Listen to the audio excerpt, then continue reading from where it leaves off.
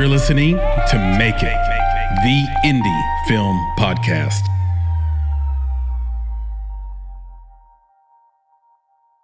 Hello, Chris here with another episode of the Make It podcast. And joining me and my wonderful co-founder, Nicholas Buggs, is our esteemed guest, David Birdsall, a.k.a. otherwise known as D-Bird. D-Bird, say what's up, man. What's up, everybody? Thanks for having me. Appreciate you. It is our distinct pleasure to have you on the podcast. And Nick, welcome as well. Well, thank you, sir. And you said Nick and Nick Buggs, but you didn't give me any AKAs. You know, I've been known as, Chocolate Thunder. Black chocolate. Black chocolate, the chocolate stud. One half of the chocolate studs. Half of the chocolate studs. Once upon a dream, when I was doing my remixes and stuff, people would call me Nico Beats. Or maybe people didn't call me that. Maybe I called myself that. And then, some of my mixed tracks, I had that, this is an NKB production. You know what I'm saying? So, you got it. We are in the age of Trump, you can say anything. If you say that people called you Nico Beats and they just called you Nico Beats, nobody gives a shit anymore. We don't know what's real. I was going to say, you have a hell of a lineup for nicknames, my friend. I need to step my game up. It's my first initial, last half. Right. Come on, man. Yeah, you got to add a couple, and just depending on which room you're in, then you can use that one. You know what I'm saying? Yeah, so, real talk, man. I don't. Any headline I read, producer Papa Bear sends me headlines all day long, every day. Every headline I read, I check 3 sources first because I don't know anymore. I have no idea what's real, what's not, what's going on. Like, is this sort of partisan doo-doo? Is this meant to attack one side? Is it a half truth? Is it a whole truth? And half-truths really are the most pervasive of all the lies because the part that's true makes it harder to find the part that's not true, basically. Yeah, but listen, man. So every name I just gave you is true. Is it true that you're Nico Beats? Every name I just gave you Have you dropped a beat? You know what I'm saying? You're right. It's been a minute. It's been a minute. The remix He's going to be like, pull out the SoundCloud. Let's hear it. Bro, exactly. I got receipts behind me. Yeah, right. Yeah, but it's been a minute, I will tell you, because, it's like I know. I do like that nickname, though. Yeah, but I know D-Bird, he's got some of those, that Napster history. And I remember, there was this one thing, I can't remember, Chris, you probably remember what it was, like before Napster. Now, there was this little red thing. I can't remember what it was, red and black. And I remember, you could download, 5 things at a time. You'd be watching that little red bar go across. But the beauty of it is you could always get the instrumental and you could get the vocals separately. Yeah. You weren't stripping stuff apart. That's like that Kanye thing now. Yeah, but you used to be able to get that stuff all the time and make your own mixes. And I miss those days, man. What's the name of that device that Kanye's selling on his website for $200? And you can separate the lyric from the beat and it's on one device. Nick, they had that technology a long time ago. It's put into hardware, right? That's what I'm saying. They used to have it. But what I'm saying is I used to love being able to just grab. I didn't have to do any of that, right? I would just grab those tracks and I was remixing all sorts of stuff, man. Especially, when I was in my, basically that Eminem phase when it's just like, if you can find some of Eminem's unreleased stuff. Yeah. Ooh, that stuff was sick, man. I was like, yo, you put that on top of a different beat and it was just it was over. It was over. I used to do that with the Mortal Technique. There you go. Yeah, so try to find some rare IT stuff, and then play with it. Look, when I was in college, our music professor taught DJing. He's like, we're at a place now where we need to teach it. It's an instrument. He said, scientists have come in and validated this. You do as many hand movements, scratching and cutting and mixing as you would if you were playing violin. So it's real. I went to a state school in a cornfield, so we didn't have DJ school, and I'm so jealous. Well, they were teaching all kinds of stuff. They were teaching Public Enemy. They were teaching Eminem. They were teaching Tupac. This is before Michael Eric Dyson. That's his name, right? Michael Eric Dyson. He's such a wordsmith himself. I think he teaches at Vanderbilt University now. That's before he invented the Tupac course, where you could take an entire semester of Tupac or an entire year of Tupac.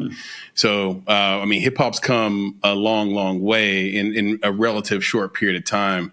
So, before we get into that, I do want the audience to sort of contextualize why we're talking to you. So if you don't mind, can you just tell us your name, title, what we might know you for, what you're working on now? And you can even explain where you're sitting and where you're at right now. So for the people watching. Sure. Well, not sitting on a toilet. I am in a hotel currently. It is my girlfriend's birthday, and she is patiently waiting and listening with bated breath to learn more about the person she's dating. But also a little bit about me. So my name's David, go by D-Bird for all my rappings. I'm a co-founder of White Collar Rhymes, which is a almost 2,000 person strong Discord community where we basically formed organically from a bunch of old forum heads, underground hip hop artists that have just been making music for the last 20 years. And we kind of came together for the purposes of an online rap tournament for $500. Once it was done, we're like, well, we should probably still do this, right? And then before you know it, it just kept on growing and growing from there as more people joined, more collaborations happened. So now it's kind of burgeoned into this full community with like podcasts, regular contests, people kind of finding people to work with. So that's kind of one of the big core things that I do. And then from that stemmed kind of a question of, all right, so we've got these people from all around the world, literally globally, that are a part of this community. And some of us have been there from the very beginning. What if we, instead of just making online collaborations, met up in the same location and tried to make an album about it? I booked a mansion off Airbnb.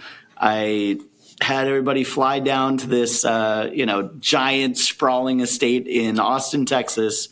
And we filmed what would happen if you just take a chance, pause your real life, and make music with your internet friends. So that's the project coming out soon, last mixtape. That's an amazing concept, and I love it. And it's a concept perfectly designed for the world of the internet. It's perfectly designed for the times. The fact that these people rolled off the Discord and met you in real life, the risk you took in that, making sure is everybody legit? Is everybody going to be cool? And then you do it in a mansion. Airbnb, shout out to Airbnb, by the way, and their founders, Brian Chesky, I forget the other guy's name, but they're just smart. They're always innovating. And Airbnb, I don't think a lot of people know this, but they have these experiences and experience houses you can book. So you can like book a Barbie house. You can book a house where a movie star meets you. Or there's a Harry Potter house. Yeah, there's a Harry Potter house. So it's really cool. And I want this movie to come out first because you had the idea. Because trust, there are a lot of versions of this. And I don't know what we're going to see in the future, but it's coming. Because now you don't have to do what Lil Dicky did, which is like knock on every door in the neighborhood until you found a rich guy that said, yes, you can shoot my video in your house. You can just go book that Airbnb and have it for the weekend and just be ready to go. So I'm super pumped about this. I'm just trying to figure out how many people, in the house. Like, did you ever wake up in the morning and like one of them just standing over you looking at you? And then you woke up, you're like, what are you doing, bro? He's like, I just wanted to watch you sleep. You know what I'm saying? Like, you know what's wild is, so I booked it and I was like, man, this place is huge. Yeah. Turns out, yeah, it's huge, but there weren't enough beds for everybody. Oh. Luckily, we have a bunch of insomniac art types that just stayed up all night making music anyways. So like no one was sleeping. Fell asleep where they were if they were going to sleep, right? Nobody wants to be the first person to fall asleep in a room full of artistic strangers. No. You don't want that tattoo, bro.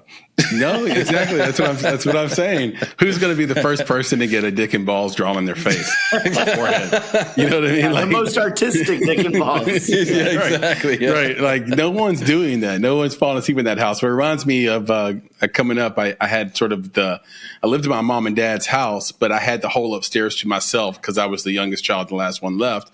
And we just basically had an artistic flop house, and people would come in and record. Because I had recording equipment, and people would come in and record all hours of the night, and I'd be up all night, and I was the only one that could play an instrument. So they were like depending on me to drop the beat, like to play something that like you're not falling asleep, we're not done. Right. I could. So yeah, exactly. I could never fall asleep because I was essentially the only way they could sort of get their ideas out. And those times were really, really dope. Those were just awesome sort of moments. There were times where I felt like I didn't have, if I didn't feel personally like I had enough agency, the fact that I was controlling the music gave me that agency. You know what I mean? So now it's like, no, I'm running this thing because you can't even you about to drop these rhymes without a beat? Really? Okay. So it was a great situation and too much fun. And I have all those tapes somewhere and, on big reel-to-reel tapes, actually, believe it or not. We had a big reel-to-reel setup. I actually recorded them down to cassette tape, and I had them in a giant box of cassette tapes that I owned because I still owned all these cassettes back before it transitioned to disc. And then we were having a garage sale one day, and I came back. I'm like, where's my box of tapes? And my wife was like, oh, I thought you wanted to sell those. I said, no. Those were sitting there, but those weren't for sale. That was my personal life. You just sold my life for $5. Oh, no. You just sold my entire artistic life up to this point. And I never could find the guy. So if this audience has gotten bigger, hey, guy out there that owns all my cassette tapes, you can have every cassette tape in there except for the ones that are written on. Just bring those back. You're not going to use them. You're not going to use them. Those aren't real songs. That's crazy. my life. So you grew up in a small town, like you said, cornfields and stuff. So cornfield, university. What were you recording on when you first started? Like, how did you do your stuff? Like, how did you do your thing? Man, my dad, he was always like the computer savvy of like all the relatives, and he had like this Logitech headset. That was my first, it was like a USB headset, like full on, customer service style. Really? Okay. So it's like the mic is coming around to your mouth. Yeah. Okay. And so that was the first iteration of me ever trying to put recorded rhymes onto a computer. I think I had like some cracked version of Cool Edit Pro that was floating around the internet at the point. Holy moly. Peter Quistgaard. Still remember that guy. What a legend. That's awesome. Shout out to Peter Quistgaard. Yeah, that name and his password just like, I think he did it on purpose because the entire internet allegedly used his stuff.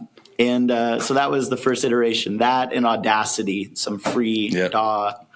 Was it always rhymes or was it singing at first or what was it always rhyming?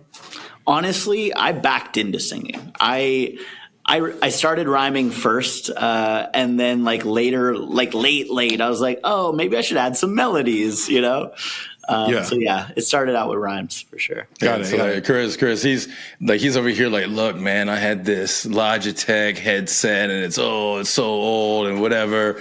And like Chris and I is over here talking about reel to reel, when I had mine, it was a cassette tape. I was going to say, you're going to say yours because I remember yours. That cassette deck, bro, you got to push those two buttons. your dorm room setup. Yep. You got to push those two buttons at the same time, play and record. Right. You push it, you record. And then if you want to remix it, you stack it, but you take the one tape and you put it in the other tape deck and you hit play while you record on this one and you just keep doing it. The quality just gets degraded like crazy. Worse and worse. But you did whatever you had to do to make it work. I mean, I used to play the saxophone. So when I did harmonies on the saxophone, that's exactly how I did it. I would literally be swapping tapes to get it to work. And it's just literally you do whatever you can do. And that's how you know you love it, man. It's like, Yeah. Whatever you have available, you're going to make it work because it has to come out. Like, this is your art and it has to find a voice somewhere. Well, you keep using the word "make it work" or the phrase "make it work," and that's exactly what you use those stackings for, right? Like, we know as artists that if a song is working, everybody's going to like it, no matter what the sonic quality is. Now, are they going to wish the sonic quality was better? Of course, but don't forget, Mary J. Blige got signed off just a tape she sang into a rough microphone. Like, the talent sort of comes through. And so I used to use the stacking just to see if a song was going to work, because you didn't know if the arrangement worked until you could hear it back yourself. And so is that work? Is that actually good? Like, is there a problem here with the timing? A lot of it on paper works right away. But the song, just like in the movies, the song you write is different than the song you record, is different than the song you edit. And so you just were trying to figure out, are my friends going to play this in their car? Because I don't know. You gotta find that out by stacking. So I am curious though. Coming back to the film, why a film? Why did you decide you wanted to get into the movie business to the degree that you're in it now with the movie after all this time rhyming and building this community? I mean, like, why not an album? Maybe, I don't know. I mean, we've got plenty of music and plenty of albums through White Collar Rhymes that we've done. Honestly, it was kind of random. How it came about was I realized that this was a special opportunity. Like, this is something kind of weird. And especially after COVID, where we're all just so locked up in the same room, going crazy, no interpersonal connections, no person-to-person contact. You know, I felt like this was something really that hasn't been done before. When you take a bunch of people from the internet who have all kind of known each other for 20 years but never met each other in person, and you take 9 people from all different walks of life, all different backgrounds, shove them in a house for a week and a half and say, make an album, like, that's kind of crazy. And I just kind of knew that had to be documented. You know, it was never going to... I didn't go into it being like, I want to be in the music industry or the film industry. I didn't go in being like, I care or want to be a filmmaker. I just said, this is weird and it needs to be documented. I want other people to see this so they can relate to it. But was there anything weird or not weird, but anything unexpected that you found out about film sort of in the filming of this? Everything.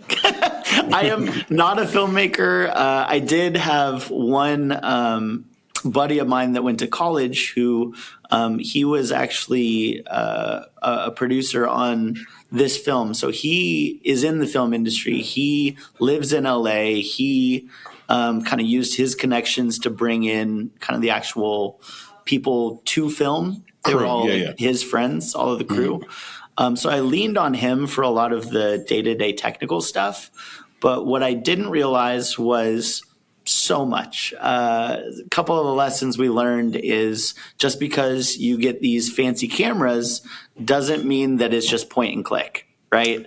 Yeah. So, shoot. You know, we had these very, very technical cameras because we got an insane deal on the camera gear that, frankly, how'd you do that?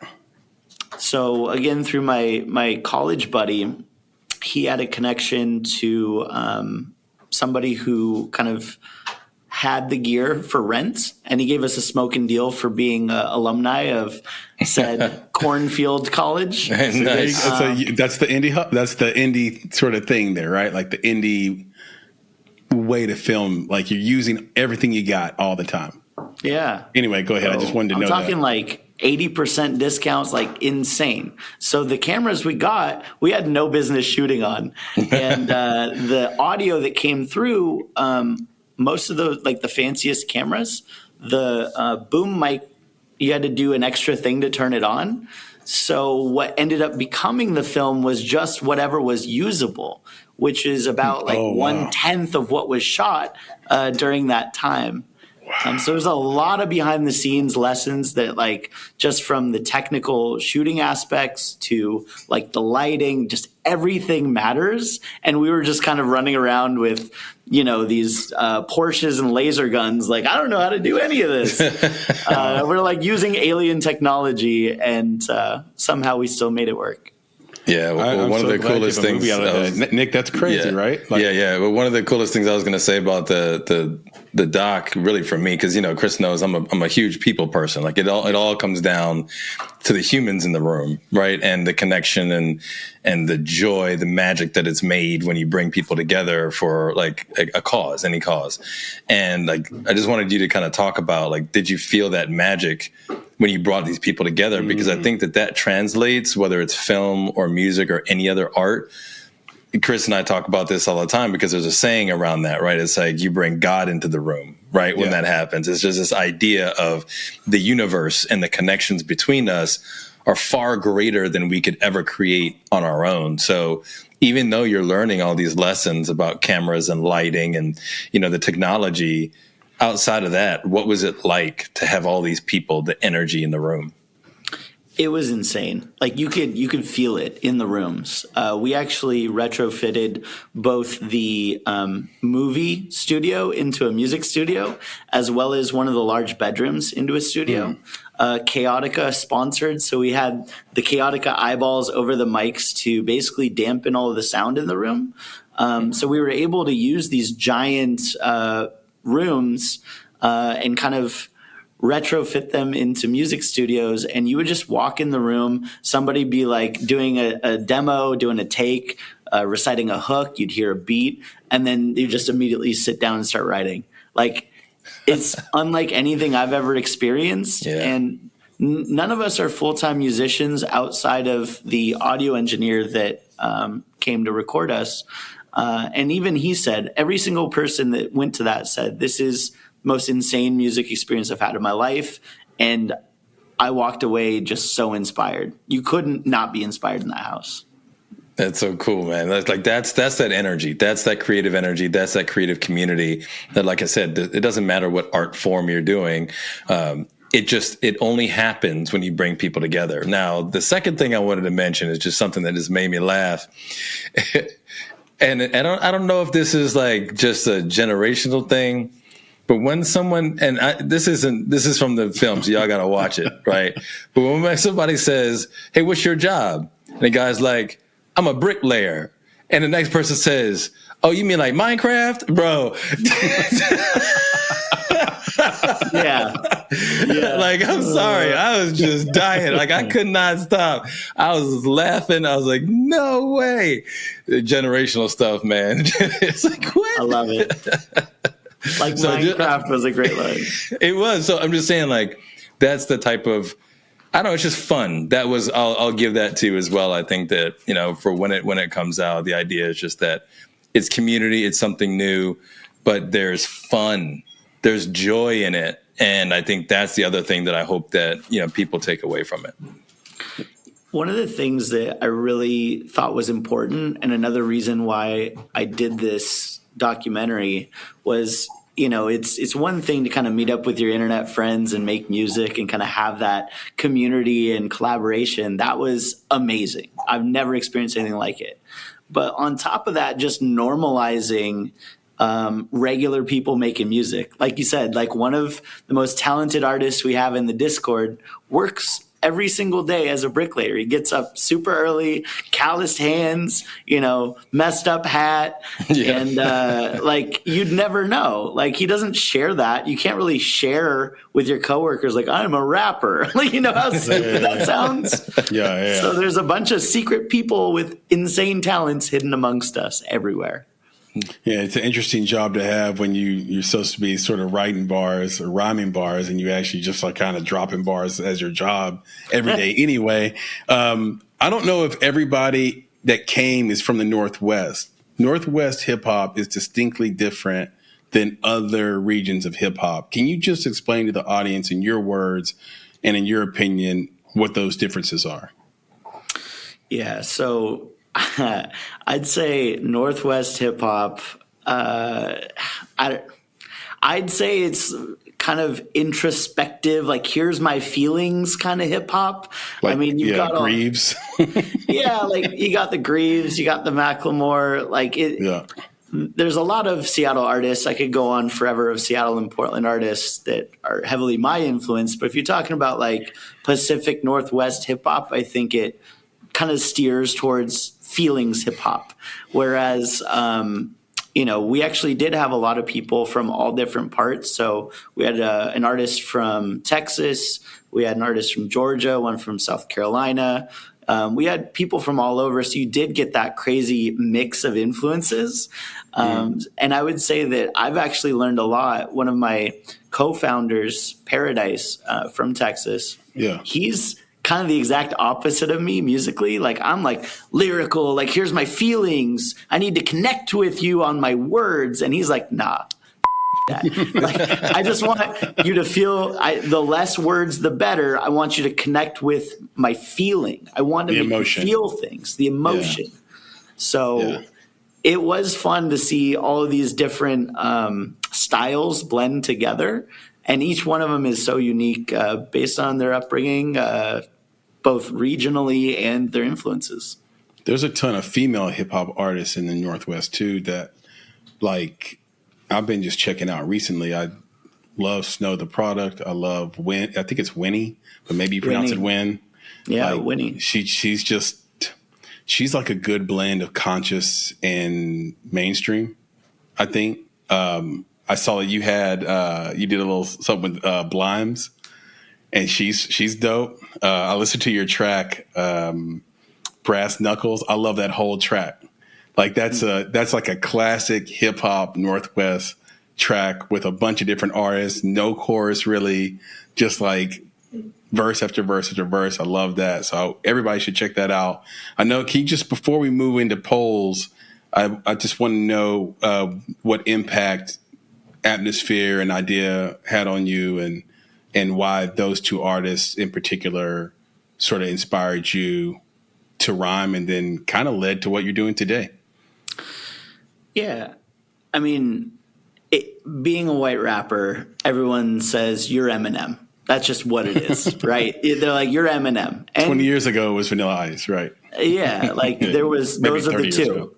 Yeah. Those are the two. Once Vanilla Ice kind of faded into obscurity doing renovations or whatever. Right, then it became your Eminem because that's all people had kind of knowledge of in the mainstream. Yeah. Napster kind of accidentally introduced me to some of the other artists of the time, Atmosphere, Idea, Sage Francis, that kind of showed me that there is a different way to do hip hop that's not in the mainstream, right? Mm-hmm. I feel like they heavily influenced me in terms of I was already making like depressing, here is my life as a 16-year-old teenager in cornfield, USA, and it's like they showed me how to do it in not such a cringy on the nose type of way. Yeah. Because I knew I wasn't going to be the crazy, like I'm going to kill my mom type rapper. And this was finally an outlet for me where I could use rhymes to express my emotions. And then it took some time, but eventually learning how to do it, like my influences in the way that, wow, I'm not cringing as I press play to show other people. Man, I'm cringing. Nice. Anything that you read of mine that was from age 14 to 18, bad. So, Me too. so emotional, so over the top, so fatalistic. But I think that's just the age. And it's so cool that you were able to sort of channel that into music versus just on the page, or worst case scenario, have to keep that inside. I used to say for years, I never had to go to therapy because I had a piano that I could play. And that piano was huge for me because the piano is a dynamic instrument. So I can play it the same chords hard or soft, and they give you a completely different feeling. And so I could express how I felt that day by how I would play and what chords I would play on the piano. So shout out to my mom and and I guess and my dad for forcing me to go to piano when I was 16 after my dreams of being an NFL football player was starting to diminish. I'm sorry to hear that your guys' stuff between 14 and 18 wasn't that great, because mine was phenomenal. Braggy. All right. Cool. Rub it in. And Nick wasn't sad either. Everybody's sad. Everybody, dude, nah, whatever. Teenage years, man. Everybody goes through that stuff. Mm-hmm. And I was just telling my wife, I was like, yeah, so I had, like you said, you had the piano, I had my sax, and I had my pen, right? Because I used to write poetry, write songs, whatever. Yeah. But I also had a soccer ball. And I told her the other day, I was like, man, I used to tear up my neighbor's fence with that ball when I was pissed. I was so jacked up, man. Like, I literally would blow holes in that fence with that soccer ball. And I'm like, that's just jacked up, man. Like, I know they're not there anymore, but I should have gone and been like, I should have paid for a new fence. It was just jacked up. All of us go through some stuff. All of us go through some teenage years. Except for that one song you wrote about that girl's hair and sneakers. But it's like that kind of rhymes you wrote where you're so happy. I'm just saying, anyway, sometimes you got to do that. Let's get into some polls. And look, today, subbing in for the incredible intern Sam is our very own Nicholas Bugs, and he's going to drop us some polls. So if you don't mind, can you lay out your polls for us? Oh, I will lay out this first poll. Okay. All right. So for this for intern Sam. All right. Yeah. Which rapper is the best at acting? Now, here's the deal with the polls, right? It's a poll, so you got to provide the name. So these are the names that intern Sam provided to our audience. All right. Now, these just to let the audience know, and to also let D know, these polls have been published to YouTube. Right. So they're out there. There's been some voting, right? All right. Yes. So the first one, we've got, again, which rapper is the best at acting? We've got Drake. We've got Snoop. We got Ice Cube. And we've got Ludacris. So let's throw it out before I give the answer. D-Bird, like, what you got? Man, I know my answer instantly. I hope it's everyone else's answer too. Okay. Ice Cube. For sure. Friday. Cube. Friday used to be like my favorite movie of all time. Like back in the AOL chat room days, people were like, "Oh, what's your favorite movie?" I was like, Friday. So, Ice Cube's my answer. Very good. Chris, what you got, man? So I'm not going to front. I'm not going to lie about this. I really thought about Ice Cube for a long time. Friday. So Ice Cube has, to me, arguably the best movie where he's acting. But if you talk about the art of acting, being a thespian, I have to give it to Ludacris, because Luda can be not Luda. Where when Ice Cube's in a movie, he's just Ice Cube, but a barber this time. Or Ice Cube, but he's chilling. Or Ice Cube, but he's somebody's daddy. Or, like he's just always Ice Cube. And that's look, some people say that's the best actor, where it's just you in a new context. And so we can't tell you're acting. But I've seen Luda be a lot of different things. And he doesn't just have to be a rapper. So I'm going to go with Luda. So coming in at number 2 at 23% is Ice Cube. And coming in at number 1 at 63%, Luda. Whoa. All right. I did not know the results of this. Yeah. So it ain't a right or wrong answer, right? It's not right or wrong. That is true. It's just a poll. It's just a poll that I laid out for you. That's what she said. It that way. Like you think of him doing Fear Factor. Like he had to act being the host too. Like, Yep. That's range. Yeah. Well, let's just take it away from the movies. Okay. Take it to the music videos. Who was a better actor in the music videos? And I'd have to give it to Luda on that stuff, man. Just because the persona, you know what I'm saying? Like, stomp. But Today Was a Good Day is a great video. All time. It is. I literally can turn on that video and have a good day. Yeah. Well, there's a time in your life too, right? That song hits from a certain time in your life, and all the feels come back. Yeah, I grew up in the kind of neighborhood that Ice Cube was describing in that video, and it was like I was doing the stuff that he was describing in the video. Right, exactly. Because I could mess around and get a triple-double. Like, it was just like something, like I could just mess around. I could just mess around and get it.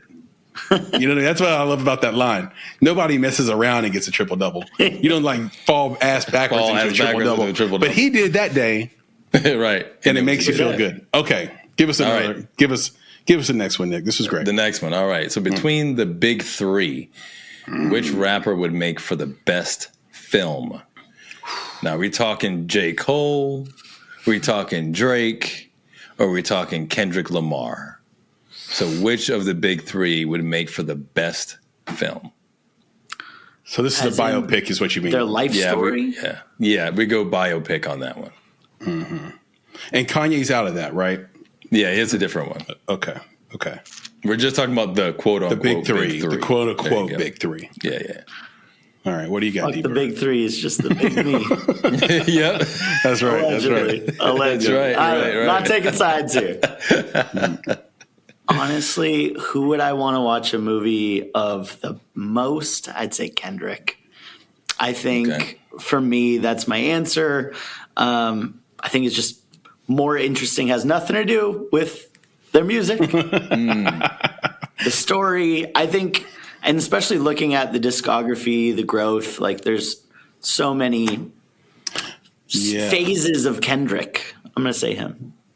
You're taking it where I think that's a great take, actually. That's my take. My take is if I knew the biopic, Nick, was about music, I would pick Kendrick all day long. If I thought the biopic was about their life, I'd pick Drake. And so because the question was about, I guess, their life story, I'm going to go with Drake. Okay.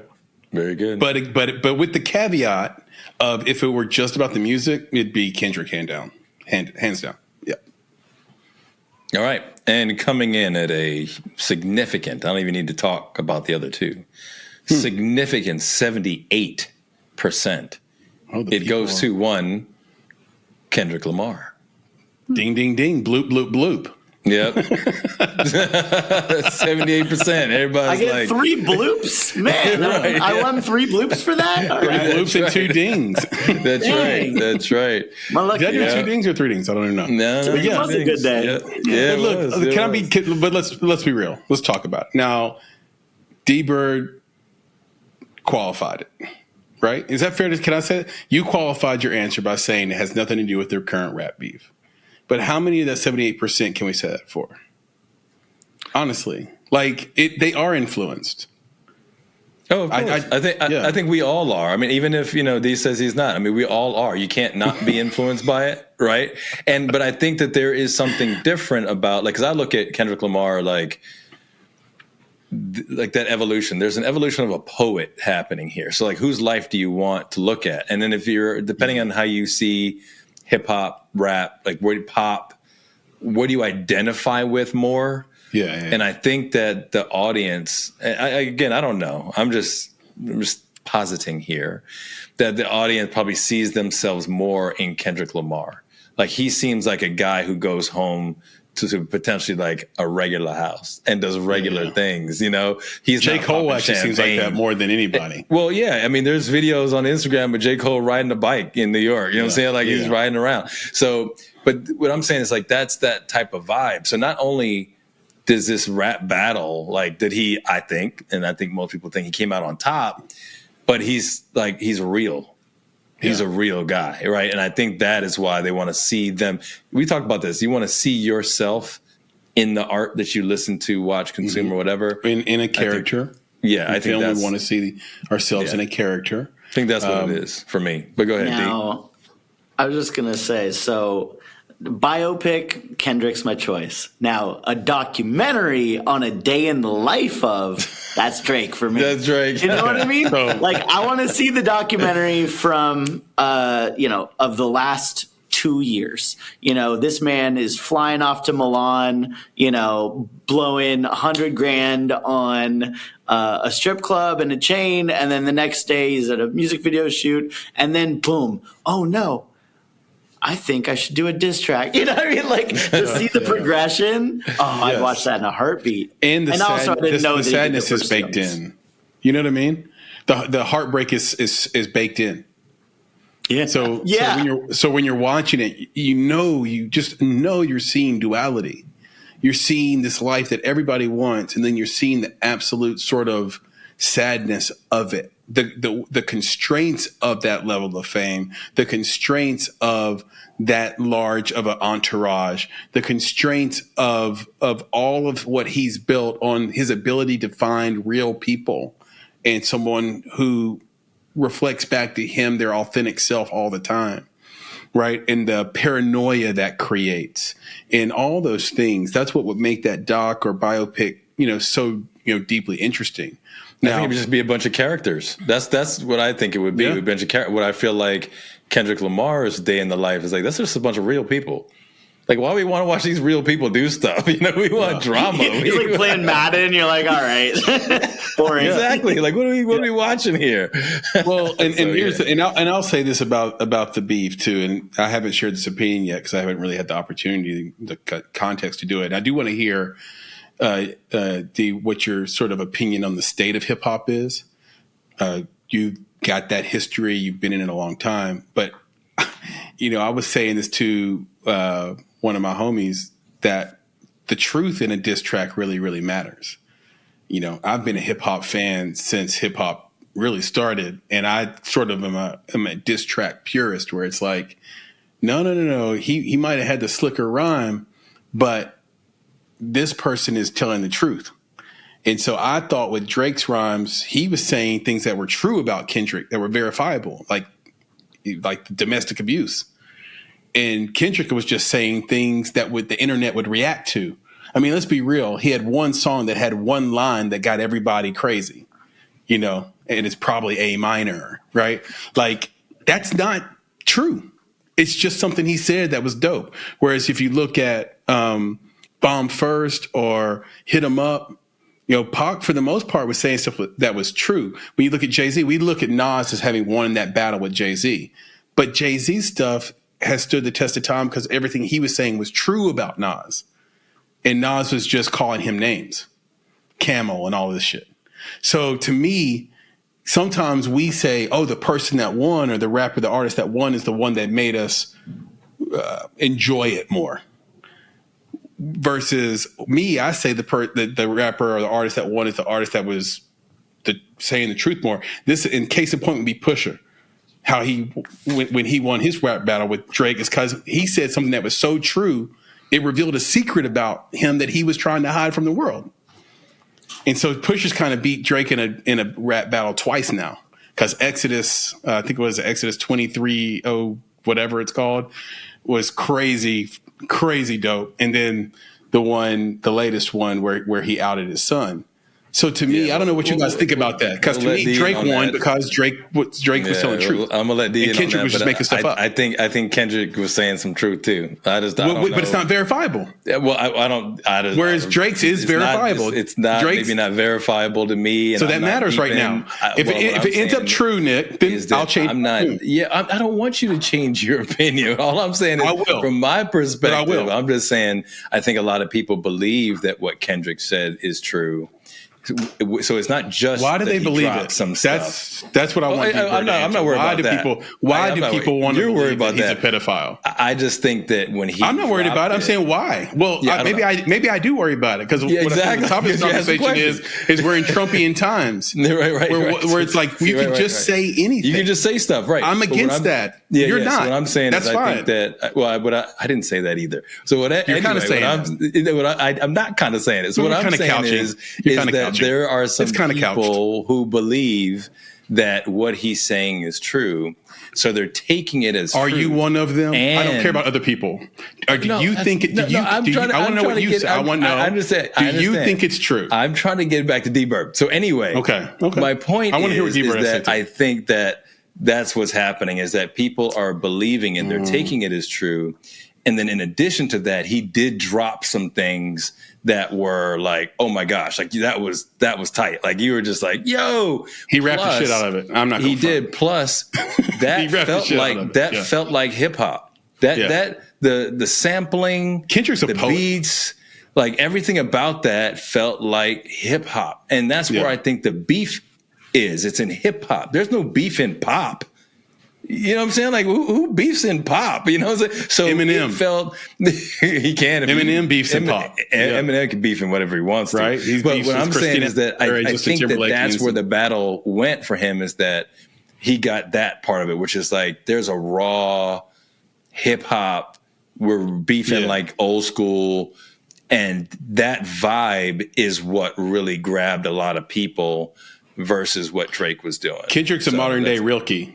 I will never deny that. By the way, love his music. A lot of people didn't like his last album. I thought his last album was actually a stroke of genius. I've never heard anything like it in hip hop, period. So I'm not being subjective here because Drake is light skinned and I am as well. It's not a team. It's not a team light skin. Team light skin. It's not team light skin. It's not team biracial. Although biracials did dominate the Olympics this year, proving Dr. Umar is completely full of it. But like the point is that I just think for now Drake said things that are true.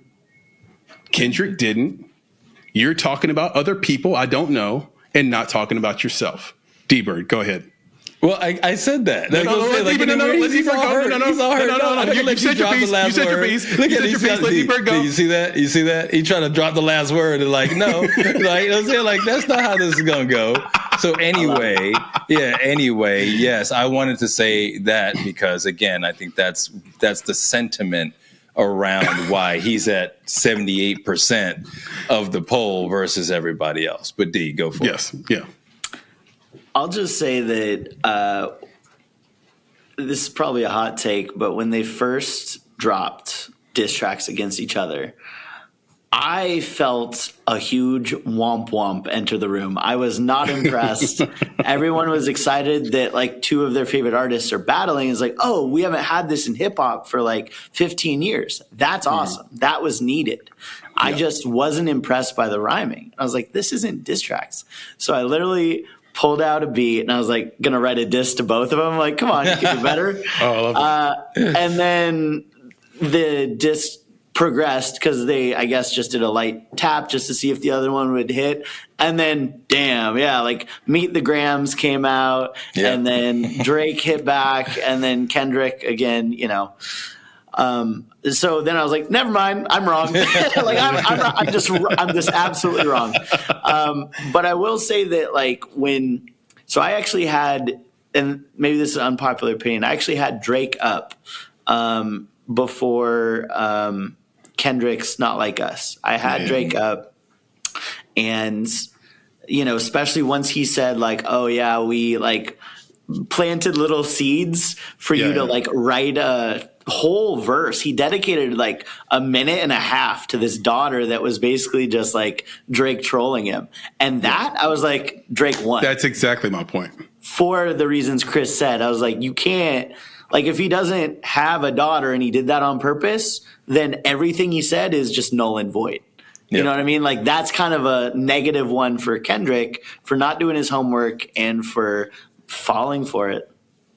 And then Not Like Us came out. I was like, yeah, you got him. Some flashy stuff. But I'm kind of with you, Chris. I'm like, who knows what's true and what's not? I don't know these people. It did feel a little bit more like, oh, here's these rumors. Let's lean into them and like do it in a clever way. Yeah, the track that actually was before Not Like Us from Kendrick was the one I liked the most, where he was talking to his son. Yeah, that was. I thought that was cold blooded. It was dope, like, man. It may be one of the best diss tracks of all time because his kid is going to grow up and hear that song. He's not going to be able to avoid it, which is so crazy.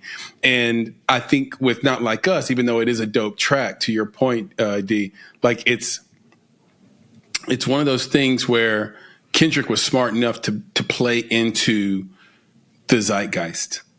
And maybe that's a word we overuse on this podcast, but he did it so brilliantly because we're in this space where you've got Twitch streamers setting up meetups between underage girls and guys and then catching them on film and then streaming that you have this like political battle that's going on online, this sort of Cold War that's happening. And Kendrick saw that. He saw that, like, for whatever reason, and we don't know how it started, probably started with Epstein and just the absolute open, transparent injustice and corruption that was around his entire case from the beginning to the end of his life. I think it opened up this younger generation's eyes, and they became obsessed with trafficking and pedophilia, and rightfully so, but they became obsessed with it. And so Kendrick was smart enough to touch on that, and it just set the internet ablaze, as one would expect. Yeah, and his stuff was, the beats and all that were so hot that it's crazy to see weathermen, right, rapping the weather to man, not it's like a cultural phenomenon. It's a cultural phenomenon. It is. I mean, no one's doing it to any of the Drake stuff, right? Okay, so D, tell me this though. Okay, so when this first happened, I can't say I was underwhelmed. I was annoyed for two reasons. So the first one was, there's enough of this beef in the I'll just say the black community. It was annoying to me that during this time we're fighting each other, right? That, because now you're creating factions, and I didn't like that, right? That's not necessary. That was the first thing. The second thing that I didn't like was the Drake Tupac. And the reason I didn't like the Tupac... Oh, the AI? Yeah. Just to contextualize that for the audience. Is that Drake put AI that that AI Pac used at the end of his first diss track. All right, and here's why. Because Eminem, when he ended Ja Rule's career, he did it by basically using the Hail Mary from Tupac track, but rhyming completely different words, but in the same intonation. It's like he embodied flipping Tupac. And then so did 50. When 50 came on, if you listen to the track side by side, they did everything the same way that Pac did it. Yeah. That is creativity, bro. Like that, you embodied the character. You didn't use AI. I felt he cheated. It was like, that's cheap. And he didn't even have permission. So not only do you not have permission, but you did it the cheap way out. You didn't rhyme it like M and 50 did, which again, that ended Ja Rule. Like, and then of course Busta came on. It was like, yo, and he killed it. And then Ja Rule, you didn't see him for 50 years. So, but anyway, that was my take on the whole AI. I think that's spot on. I thought it was dumb too. I hated it. I immediately knew it wasn't Pac 2, and it was just like, it didn't. There were parts of it, honestly, D-Bird, that didn't sound like Pac 2. Yeah, like because I'm a big Pac fan, so I didn't like it at all, actually. Yeah, I didn't like it either. I thought it was the dumbest shit. Like, he didn't have to do any of that. I just pretty much ignored that. I was like, that's dumb. And it's weird, man, because like in the Discord, you have people in there that just make AI music. Like, they don't even like rap themselves. They don't even sing. There's a couple of people in there literally that's just like, yeah, I just use AI to make my songs. All right. What do you think about that? Wait. Okay. Culture check. Oh my God. So look, yes, I gotta throw it in there, bro. Mother of all things big and small. Yeah, that's right. Culture check is a hell of a transition. Exactly. Culture check is dropped on our heads. It's right. Like the mightiest storm. All right. That's right. Give us a culture check real quick. I am going to do something a little bit different today. I'm not going to say the culture check. We're going to ask D-Bird, how do you feel about the AI music? Because that's what I was going to ask. I just found out about Suno.com, right? And it's literally write me a song about anything. I mean, I know that you can do that. We've been doing that. You mess around on ChatGPT, right? Write me a rap about, walking into the boardroom one day and they asked me to be a rapper, right? I can do that easy. But like, these things are making full on tracks with voices, with instrumentation. That's what is that? Like, how do you feel about that? How do you feel about the members of your community? I mean, they're part of your community. They're part of your world, who are just like, nah, I don't even sing this stuff. I don't even write this stuff. I don't even play this stuff. I just come up with the idea and then let AI do it. Look, I'll preface this by saying I have no personal experience with trying to shoot or trying to make music with AI. I have no idea. I couldn't even, repeat the program that you just said. I have no clue. I just no context. The way that I approach it, though, the way that I view music is that this is a window to a human soul. You know what I mean? Like, this is my personal thoughts and feelings put into rhyme form because this is therapy. This is what I care about. These are the thoughts and feelings that I have. So how are you going to make a non-feeling robot come across with soul? I think it's just missing the soul element of music. And you can have some decent sounding things. It's not there yet. I think that the lyrics, the sounds that I've heard from the AI creators aren't quite, it's not indistinguishable, right? Yeah, right. At this point. Maybe it'll get there one day. But for me, I guess I just listen to music a little differently, and I look for, what does this actually mean? And to me, it feels like it'd be really hard to put that into a prompt of make meaningful music, you robot. Yeah. See, exactly. See, and so here's the thing. I'm gonna ask Chris this because he's in Nashville, right? Okay. Yeah. So here's the thing. I enjoy my country music. Right, I'll listen to that back porch country, bro. I'll listen to it and sit out and just relax and just think, because I live in the woods and the fields, and it's just like it feels like home to me sometimes, right? Yeah. So I'm listening to it, but there's something real that I want to say about it, right? It's kind of it's a little bit of a dig on it, but it is what it is. Oh no! If you listen to enough of I know. If you listen to enough of the mid-level. Okay, not talking about the stuff that stands out, right? Just mid-level average country. Yeah. It's kind of all the same. You know what I'm saying? Man, you can get some beer, you can get some dog, you can get some truck, you can get some woman, you can get some mama, some dog. You get some God, you know what I'm saying? You can get some guns. At the same time? You're going to get some dog. Yeah, exactly. You're going to get some truck. Exactly. So you're going to get all that. You're going to get that, right? Yes. So what I was thinking about is that it's that mid-level type of country that you could basically run through AI, because you just have to make sure that those 5 things are talked about in some different way, right? Like, as long as they're there, because that's the expectation that they're all going to be there. The expectation isn't that it's going to be unique, right? It just has to be different from the last song, not unique in the message that it's sending, the topics that it's talking about. So as long as you have those things in there, then you're good. So I feel like that is ripe. That is a ripe environment for AI, which I'm not saying is a good thing, right? Because then you're flooding the middle with stuff that's not human. And that's the part that people are concerned about their jobs. Like, you're a writer now. Well, we don't need you for 75% of the stuff. Right now, we just reproduce that with AI, and then maybe we'll actually record it. Right, we'll get a human to do it because we understand that we need a human to sell the tickets. Right, we need to go to an event. Then that's where we make our money. But the rest of it is just AI. So anyway, I just wanted to throw that in front of you, Chris, since you're in Nashville. And you live in the heart of country. But that's just something that I've seen. Yeah, I mean, here's the deal. What are we calling that middle? Right now, probably the most popular pure country artist, not somebody like Taylor Swift, who has sort of transitioned into pop music a long time ago, would probably be like a Zach Bryan.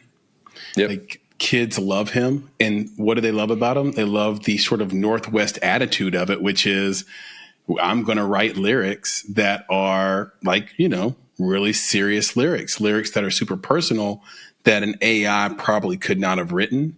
And he doesn't sing it in a way where you feel like an AI could have done it.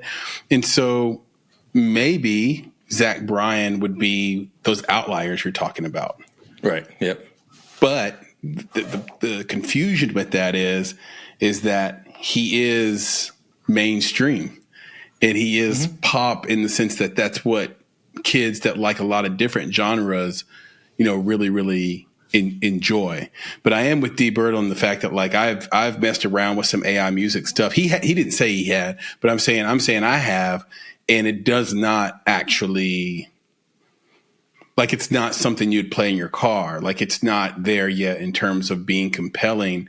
And I don't know if it's the soul, like D-Bird was saying, like there's no soul in it and you can tell that. It's just that it's not, we do listen to music for something. And I know there are those people out there that just use music as background, but that's not, you're always going to have those people, I guess is what I'm saying. So if you remember the movie Men in Black, the whole conceit of the film is that walking amongst us every day are aliens, but they're disguised as humans. And I really feel that's what's happening with AI. We are just going to enter a world where we live every day with things that are fake and not real or manufactured. And there's going to be the stuff that's real and not manufactured. And there's going to be advantages to each one, basically. And that's the world we live in. And to a degree, we kind of got to explore that with sampling. You're going to have this whole genre of music within it. So a subgenre of a genre that is completely based on samples and building samples. And you're going to have a whole other part of that genre that says that's not what we do. Right. Like you're going to have Questlove playing drums. Right. You're going to have, and then a whole other thing over here that's like, no, we do this with samples, but we do it in a really cool, creative way. And so I'm waiting to see somebody not do the thing where they just say, AI, do this, do everything for me. Make my entire country song. And you know what the conceit is, D-Bird and Nick, about this? And the thing that's the grossest thing about it, the most disgusting thing about it, is that when these artists do this, for the most part, the conceit is, did I fool you? And that's not what art's supposed to be. Right? That's not what art. That's not what we're here for.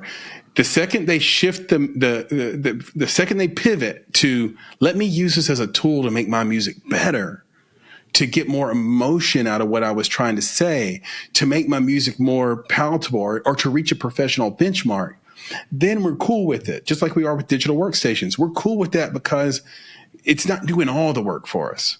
Right. But this idea that I'm going to make a song and it's going to like, did you know that really wasn't Drake? Did you know? It's like, dude, I hate that. You're not. You know what D-Bird says about those people? You're a booger. You know what he says about them real quick? I know D-Bird wants to say something. I'm going to say, I know what D-Bird says about those people. He says, they're not like us. Nailed it. Yeah. I mean, bringing it full circle. Yeah, I mean, do you feel that way, D-Bird? Like that they're just kind of posers? I feel like everyone listens for different things in music, and people have different goals for making music too, right? And I think, like you said, if somebody's doing it to be like, gotcha, then that sucks, Totally. And similarly, I think there's also there's a genre of the AI creators that's like, insert these prompts, see what spits out. Now I'm just like you, somebody who's spent 20 years doing music, creating music that they care about.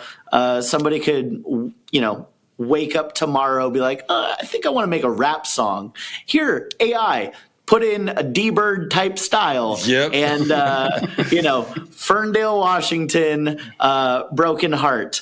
Boom. Now I'm like you. It's like, no, you didn't. No, you don't have 20 years of doing this to just say I am also a rapper now. I think you don't have my life experience exactly. That's right. Nick, I agree with you. Just to wrap it on that point, let's put a period on it. I agree with you. For the music that never was really trying in the first place, that the music you call the music that's in the middle, AI is going to have a stake in that. But for the music like D-Bird was just talking about, where you have to take 20 years of experience and life and heartbreak and scratch and claw and put it into your music, they can't repeat that because it didn't do that. Right. It didn't live it. Yeah, that's all it is. All it is a blow-up doll. It's not a woman. Yep, there you go. That's the clip. Papa Bear, bring us some things we should know. This. We need this in our life. Things we should know. Well, there's a lot of things we should know. So many things I don't know. So many, yeah. Actually, you get a bonus with this one. Now, D-Bird's made his film. There's been a lot of rap films now. Some of them biopics, like you said. But what we really should know is what is regarded as the first hip hop film, and what year was it made? Or did it come out? It's regarded as the first hip hop film. Yeah. This makes me think back to the fact that hip hop, the first time sort of I think the genre was uttered was what's his name? The revolution will not be televised. What's his KRS-One? No. It was before that. 70s. He died of HIV. God, how can I forget his name? But he was a poet. But he took that poetry and put it to music, and that became hip hop. And then after that, we got African Bambaataa, and then we got the Sugar Hill Gang. But this guy was first, and I wonder if someone filmed him. And I just cannot even believe I'm forgetting his name. Yeah, I know. But what's crazy about that, Chris, is that like if you were to go back now, I think I feel like hip hop wasn't named for the music. Gil Scott-Heron. Yeah. It was named for the movement that included all the things that KRS-One calls hip hop. So if you didn't have breaking, if you didn't have, I was going to say breaking. Breaking was going to be what I was going to guess. The movie. Yeah, and if you didn't have DJing, then did you have hip hop? Because you can take it back to the 40s and 50s, where there were some guys who were rapping. Right? They didn't call it rap then. Right? I mean, it was like a 5-part harmony, and there were some guys rapping. You're like, whoa, that dude's straight up rapping right now, like black and white. But I feel like it's more that Sugar Hill Gang era is when you had all of the big three, right? MC and DJ and Breaking. This one's tough. I am going to go with the movie Breaking. I'm going to go 1982, which is when I think that movie came out. 83. Actually, 83. That's my guess. Was that early on? Yeah, it was early. I guess it was. I mean, trying to figure out how old I was. I guess you were but to weed talked. I know. So like, I don't even know what this would be like. Dang. I mean, I might have to piggyback on that because I don't remember another hip hop movie. Because I'm thinking back through like all my DVDs in that case I got over there. Breaking is the only one from then. So I don't know. What do you got? You got something, D-Bird? You got a guess? Man, you had a much better guess than what came to my mind. But since this was, since I'm not AI, since I'm a human being and I'm fallible, I'm just going to stand on what came through my head. I'm going to say Belly. I'm gonna say Belly because here's my rationale. I was like, all right, will whoever's answering this think of Breakin' as the first hip hop? Maybe, but Belly had like all of the hottest artists at the time. It had DMX, T-Boz, like Nas. It had everyone hip hop. Yeah. So if somebody's going to say that was the definitive like hip hop, well, it had all the hip hop people. I'm going to say Belly, 1995. Yeah, that's definitive. I think that's a quality film in hip hop. I think that's one of those that if you're a hip hop head, you got to see it. And we talked about this on another episode, but basically like that to me and Brown Sugar, you got to watch those. If you haven't seen those, man, like, come on, really on hip hop? Like, got to watch that. But Breakin' probably is the earliest that I remember. And then I don't know, 84. 84. There might have been a documentary done about DJing from the early 80s too, where it was about the origins of hip hop, where basically the MC was born because you needed somebody to keep the people there organized and engaged in what was happening. And so the way we look at hip hop now is we say the MC is up front and the producer's in the back. But when hip hop started, the producer was in the front and the MC was just a compliment to the DJ. Yeah, basically. It was like, or at least they were side by side. Like if you think about the Fresh Prince and DJ Jazzy Jeff. Yeah.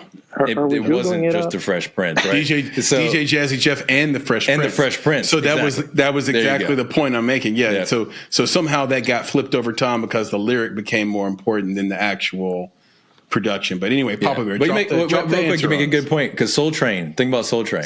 There had to be some hip hop artists on Soul Train doing a thing, and that was an MC DJ game to keep people dancing, keep people engaged. So it could have been earlier than the 80s. They might maybe in the 70s if Soul Train is involved. But yeah, PB. Don Cornelius did he die? I believe so. Yeah.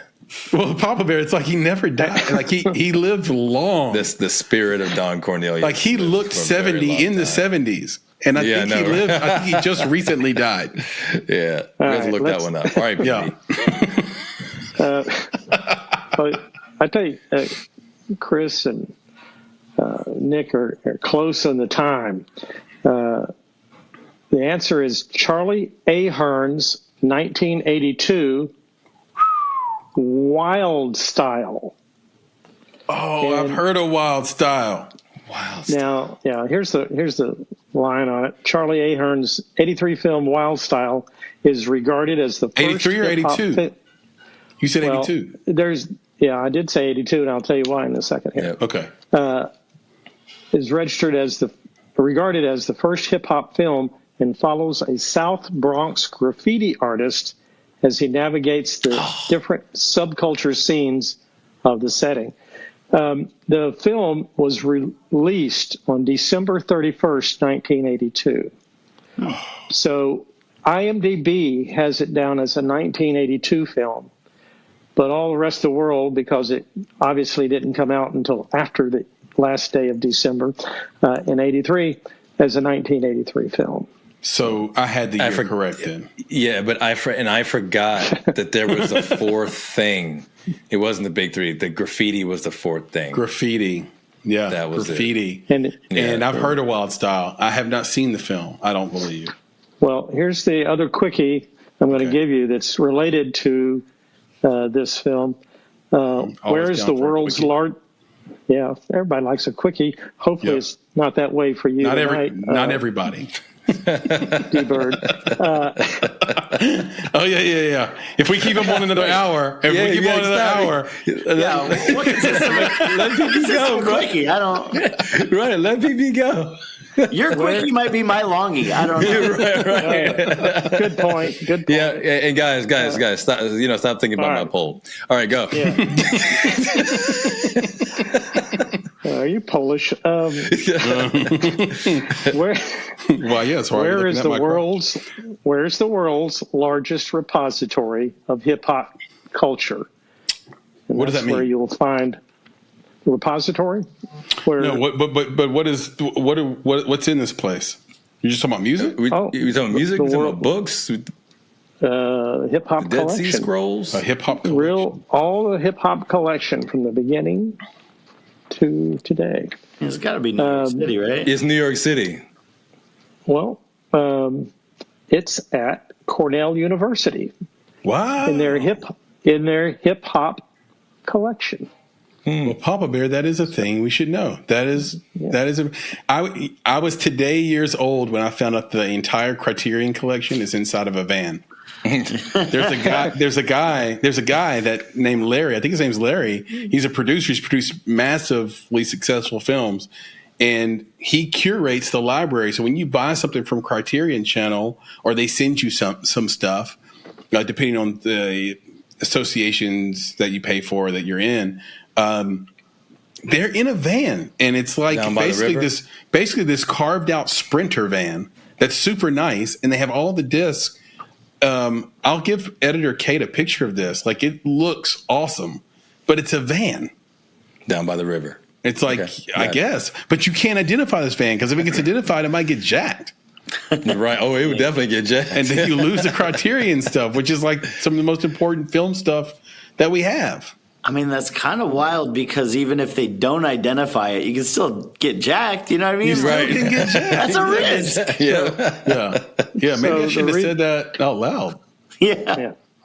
The opening to the film Wild Style is an animation, and that's the connection to Cornell, is that the animation cells for that, as well as the 16 millimeter interpositive negatives, are also there for the 35 millimeters It's not 16. The original 16 is there, along with the 35 millimeter. But it was established in 2007 and preserves more than 250,000 items across dozens of archives, documenting the origins of hip-hop culture and its spread around the globe. I'll be honest, Papa Bear, that's a thing we should know, and I think Cornell University should charge a fee to get in. People would pay $25 a ticket to see that, I bet, if they organized it well. Who knows? They might. I like already. It. I have to take a trip. or donate it to the African American Museum in D.C., which is the best African American museum on the planet. You cannot leave there unbroken. So I highly, highly, highly recommend the African American Museum in D.C. If you haven't to be broken. And Nashville has one, and it's great. And there's one in South Carolina. Like at the point of the actual crime, but the of slavery. But if you really want to see a true history, the one in DC is the one you got to visit first. So anyway, Papa Bear, thank you so much, man. That is an awesome thing. Things we should know. Per usual. Usual. And so yeah, D-Bird, he always drops something on us, and you're just like, you have those moments where you're like, oh, like, you know that you didn't know that, and you don't know how you would have known that, but knowing it makes you a better person. Now I know it, and I feel better. Yeah. And you can use it. You can weaponize it. Yeah. It's like, hey, cornfield school, maybe take a note from Cornell's book. You're right. There you go. Exactly. And honestly, it makes me a better hip hop fan, because now I know where the collection is, and I know the first film. Yeah, we gotta watch quote unquote hip hop. So I gotta watch Wild Style this weekend. Yeah, that's on the plate for sure. But Chris, we got to let D, move into the rest of his wonderful evening. He's got an evening plan sure with a very, very some special celebrations. Person. But some celebrations. We can't let him go without answering this question, right? So, Chris, we like to deliver this for all our guests. We want to make sure that we understand, what this means to you. So, what does it mean for you to make it? Yeah, that's a deep one, man. What does it mean to make it? In my mind, making it is living your truth, living your authentic self, following your creative interests and passions, and just being authentic. I think, making it doesn't necessarily mean, riches beyond measure. I think that if you can make a living doing something that you love, and you can support yourself, support your family, support the people that you love while doing something you love, I think that's making it in my book. Hear, hear. Yeah, man, that's it right there. I love it. And I think Chris knows this, that when we first started, not even before the podcast, just interviewing people on this subject, that was one of the things that I think really made us want to do this, is because that's what we heard. I think we heard that exact same thing, which is making a living doing what you love. It wasn't all the celebrity talk, right? It wasn't all the fancy stuff talk. And I think that is the mark of a true artist. And we love that for you, that's how you feel. And we love that for the so many people who've come on here and echoed that sentiment as well. And it is, again, why we continue to do what we do, because it's that type of passion that really makes us want to be who we are, right? I was going to say the credo, Chris, because that just made me like I was in it. It makes us want to be better. It makes us want to be creative, and it makes us want to be engaged in this community. So I really appreciate that.